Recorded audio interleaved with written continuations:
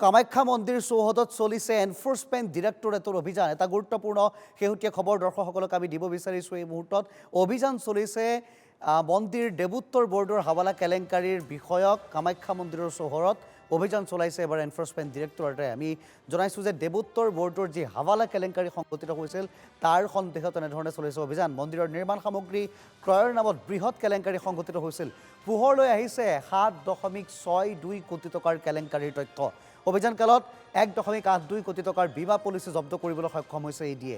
দেৱোত্তৰ বৰ্ডৰ মুখ্য প্ৰশাসনিক ৰিজু প্ৰসাদ শৰ্মাৰ বাসগৃহত অভিযান চলিছে। আমি এই খবৰ দৰ্শকসকলক এই মুহূৰ্তত জনাইছোঁ। কামাখ্যা মন্দিৰৰ দৰে এখন ঠাইত যি পুণ্য ধামত বিভিন্ন প্ৰান্তৰ লোকসকল আহে সেৱা ল'বলৈ আৰু সেই মন্দিৰৰ দেৱোত্তৰ বৰ্ডৰ কেলেংকাৰীৰ কথা পোহৰলৈ আহিছে।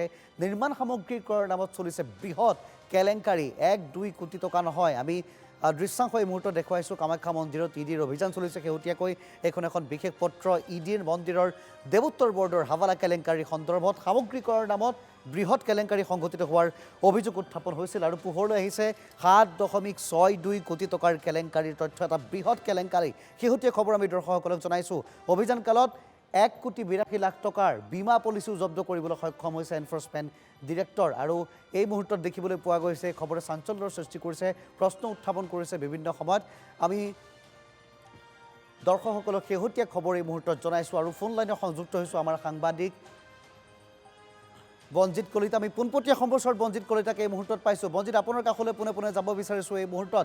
উল্লেখনীয়ভাৱে কামাখ্যা মন্দিৰ, যি কামাখ্যা মন্দিৰত সেৱা ল'বলৈ বিভিন্ন প্ৰান্তৰ ভক্তসকল আহে, যি কামাখ্যা মন্দিৰ মানে বিশ্বাসৰ আন এক নাম, আৰু সেই কামাখ্যা মন্দিৰত এনেধৰণে নিৰ্মাণ সামগ্ৰী ক্ৰয়ৰ নামত বৃহৎ টকাৰ কেলেংকাৰী কৰিবলৈও কোনো লোকে কুণ্ঠাবোধ নকৰিলে। আপোনাৰ পৰা শেহতীয়া আপডেট জানিব বিচাৰিছোঁ বঞ্জিত। পাৰ্থ চাওক, এটা ডাঙৰ খবৰ এই মুহূৰ্তত যে কামাখ্যা মন্দিৰ অসমবাসীৰ গৌৰৱ, প্ৰতিগৰাকী অসমীয়াৰ আৱেগ। কামাখ্যা মন্দিৰক লৈও একাংশ লোকে যে এনেকুৱা ধৰণৰ কাম কৰিব পাৰে সেই বিষয়টোৱে এতিয়া সকলোৰে চকু কপালত তোলা দেখিবলৈ পোৱা গৈছে।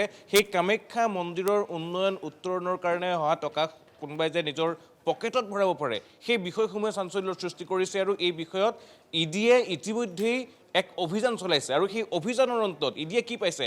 1.82 কোটি টকাৰ কেৱল মাত্ৰ ইঞ্চুৰেঞ্চ পাইছে। সমান্তৰালভাৱে 27টাকৈ বেংক একাউণ্টৰ তথ্য ইডিয়ে লাভ কৰিছে। ইডিয়ে লাভ কৰিছে বিভিন্ন প্ৰান্তত সেই সময়ত যিসকল লোকে দায়িত্ব গ্ৰহণ কৰি আছিল তেওঁলোকৰ পৰিয়ালৰ লোকৰ নামত থকা সেই সা সম্পত্তিৰ তালিকা। কামাখ্যা মন্দিৰৰ উন্নয়নৰ কাৰণে দেৱোত্তৰ বৰ্ডে কাম কৰে বুলি দীৰ্ঘদিনৰ পৰা তেওঁলোকে এই কামসমূহ চলাই আহিছিল আৰু কাম কৰাৰ নামত যিসমূহ টকা তেওঁলোকে খৰচ কৰিব লাগে সেই টকাসমূহ নিজৰ উত্তৰণৰ কাৰণে, নিজৰ সম্পত্তি বৃদ্ধিৰ কাৰণে তেওঁলোকে ব্যৱহাৰ কৰিছিল। নিজৰ পৰিয়ালৰ উত্তৰণৰ কথা কেৱল মাত্ৰ তেওঁলোকে চিন্তা কৰিছিল। কেইগৰাকীমান বিষয়াৰ নাম এই মুহূৰ্তত জনাব বিচাৰিছোঁ যিসকলে সেই সময়ত দেৱোত্তৰ বৰ্ডৰ দায়িত্বত আছিল। প্ৰথমতেই অভিযান চলোৱা হৈছিল কালিৰ দিনটোত 22 তাৰিখে ইডিয়ে সেই অভিযান চলাইছে আৰু অভিযানত দেৱোত্তৰ বৰ্ডৰ সেই সময়ৰ মুখ্য প্ৰশাসক ৰিজু প্ৰসাদ শৰ্মাৰ বাসগৃহত অভিযান চলাইছে আৰু সেই অভিযানত 1.42 কোটি টকাৰ তেওঁলোকে পলিচি জব্দ কৰিবলৈ সক্ষম হৈছে। আৰু দুজন অন্য প্ৰশাসক যিসকল আছিল তেওঁলোকেও এই গোটেই বিষয়টোত তেওঁলোকৰ নাম সাঙুৰ খাই পৰিছিল। তেওঁলোকৰ ইতিমধ্যে মৃত্যু হৈছে। ধীৰাজ শৰ্মা আৰু নৱকান্ত শৰ্মা দুয়োজনৰ ইতিমধ্যে মৃত্যু হৈছে, কিন্তু তৃতীয়গৰাকী মুখ্য প্ৰশাসক জীয়াই আছে আৰু তেওঁৰ বাসগৃহত চলা সেই অভিযানৰ সময়তেই এই চাঞ্চল্যকৰ তথ্য পোহৰলৈ আহিছে। 27টাকৈ বেংক একাউণ্ট তেওঁলোকে ইতিমধ্যে জব্দ কৰিবলৈ সক্ষম হৈছে। কিমান টকাৰ কেলেংকাৰী কৰিছে? 7.62 কোটি টকা। 7.62 কোটি টকা তেওঁলোকে খৰচ কৰিবলগীয়া আছিল ইলেক্ট্ৰিকেল গুডছ। কামাখ্যা মন্দিৰৰ আলোকসজ্জাৰ লগতে অন্যান্য কামত ইলেক্ট্ৰিকেল গুডছ কিনাৰ নামত সেই টকাখিনি তেওঁলোকে খৰচ কৰিবলগীয়া আছিল। চিমেণ্ট কিনাৰ নামত তাত কেলেংকাৰী সংঘটিত হৈছে। আনকি কামাখ্যা মন্দিৰ চাফা কৰিবলৈ যিসমূহ সামগ্ৰীৰ প্ৰয়োজন হয়, কামাখ্যা মন্দিৰ চাফ চিকুণ কৰি ৰাখিবলৈ, কামাখ্যা মন্দিৰলৈ অহা ভক্তসকলক সেৱা আগবঢ়াবলৈ যিসকল লোকক নিয়োগ কৰা হয় তেওঁলোকৰ নামতো এই টকাৰ বেপাৰ তেওঁলোকে কৰিছে আৰু কামাখ্যা মন্দিৰৰ উত্তৰণৰ টকা নিজৰ পকেটত ভৰাইছে। বিশ্বৰ বিভিন্ন প্ৰান্তৰ পৰা বহু লোকে প্ৰত্যেক বছৰেই কামাখ্যা মন্দিৰলৈ দান বৰঙণি আগবঢ়ায়। বিভিন্ন লোকে কামাখ্যা মন্দিৰৰ উত্তৰণৰ কাৰণে মা কামাখ্যাৰ প্ৰতি সেৱা হিচাপে তেওঁলোকে তেওঁলোকৰ কষ্টুপাৰ্জিত ধনৰ এটা অংশ মাৰ নামত আগবঢ়ায় আৰু সেই ধনৰ এই ধৰণে কেলেংকাৰী কৰিবলৈও কুণ্ঠাবোধ নকৰা হৈছে। তাকো কোনে কৰিছে? যিসকলৰ ওপৰত ভৰসা কৰি কামাখ্যা মন্দিৰ পৰিচালনাৰ দায়িত্ব দিয়া হৈছিল, যিসকলৰ ওপৰত ভৰসা কৰি কামাখ্যা মন্দিৰৰ উত্তৰণৰ দায়িত্ব দিয়া হৈছিল, তেনে একাংশ লোকৰ বিৰুদ্ধে এই অভিযোগ যে তেওঁলোকে কামাখ্যা ধামৰ নামত থকা সেই টকাও নিজৰ জেপত ভৰাবলৈ কুণ্ঠাবোধ কৰা নাই, সেই টকা খাবলৈ কুণ্ঠাবোধ কৰা নাই। কি কৰিছে তেওঁলোকে নিজৰ পৰিয়ালৰ উত্তৰৰ কাৰণে চিন্তা কৰিছে, মাটি কিনিছে, সম্পত্তি কৰিছে, স্থাৱৰ অস্থাৱৰ সম্পত্তি কৰাৰ লগতে কেইবা কোটি টকাৰ ইঞ্চুৰেঞ্চৰ পলিচি জব্দ কৰিছে, ২৭টাকৈ বেংক একাউণ্ট জব্দ কৰিছে আৰু সেইসমূহতো আৰু অধিক তথ্য আছে। সেই তথ্যসমূহ বিচাৰি এই মুহূৰ্ততো ইডিয়ে তেওঁলোকৰ তদন্ত চলাই গৈছে। তদন্তত আৰু বহু কথা পোহৰলৈ আহিব বুলি আশা কৰা হৈছে। কেৱল মাত্ৰ দেৱোত্তৰ বৰ্ডৰ এইসকল বিষয়ববীয়াই নে আন কোনো লোকো এই গোটেই বিষয়টোৰ সৈতে জড়িত হৈ আছে? আন কোন বিষয়াৰ নাম এই গোটেই তদন্তত সাঙুৰ খায়, সেই বিষয়সমূহেও যথেষ্ট প্ৰশ্নৰ সৃষ্টি কৰিব। আৰু কোন লোকে এই গোটেই কেলেংকাৰীটো সংঘটিত কৰাত দেৱোত্তৰ বৰ্ডৰ এইসকল বিষয়াক বা বিষয়ববীয়াক সহায় কৰিছিল, সেই বিষয়সমূহ বিচাৰি ইতিমধ্যে ইডিয়ে তদন্ত চলাইছে।